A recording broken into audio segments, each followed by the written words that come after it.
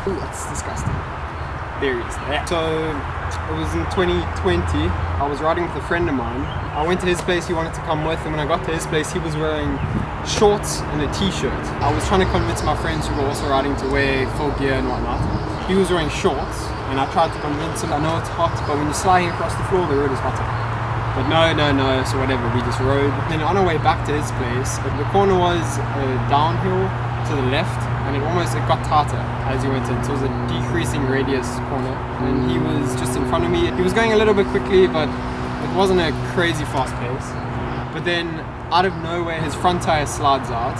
Now it's a two-way road, so there's one lane going up, one lane going down. His front tire slid out, and then he hit the floor. So I saw all this happening. I decided just to go a little bit further downhill and then stop. With this whole topic of accident scene management, it's how can I help him if I also get hit by a car? So I made sure that I was in the safest place possible first. And I got off the bike, parked the bike, and ran up the hill to go see him. He fell off, went into oncoming traffic. Thank the gods there was no car there, because if there was a car, it would have been a whole different story. But again, he's still wearing shorts and just a t-shirt.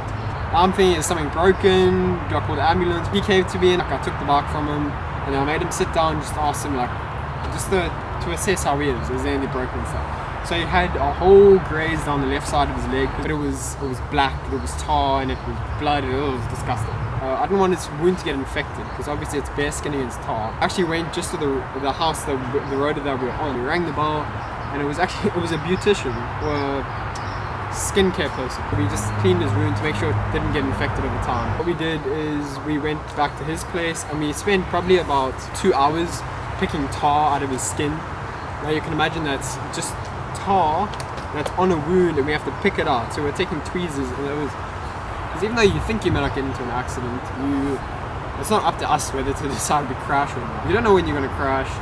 If I go 5 minutes down the road, I'm still wearing all the gear. So this BMW event is where it's an accident scene management. He's an EMT, and he's going to basically show you what to do in the scene of an accident. Whether it's you're driving in a car and you see a car crash, or if you're in a motorcycle and you see your friend crash, or a stranger, or whatever. It's pretty much how do you react. Now I've got berries all over my ass. So basically, all I'm saying is, how do you look after your friend if they crash? And then you obviously want to increase their chance of survival. So what do? If you don't know what to do and you are in Durban, come to I'll put a link somewhere, wherever it is, and then you can just come check it out. It's free, there's no cost to you, and it's by a verified EMT, so I definitely recommend you come. It's on the 27th of May on Saturday at BMW Umhlanga. Yeah, until next time, ride safe.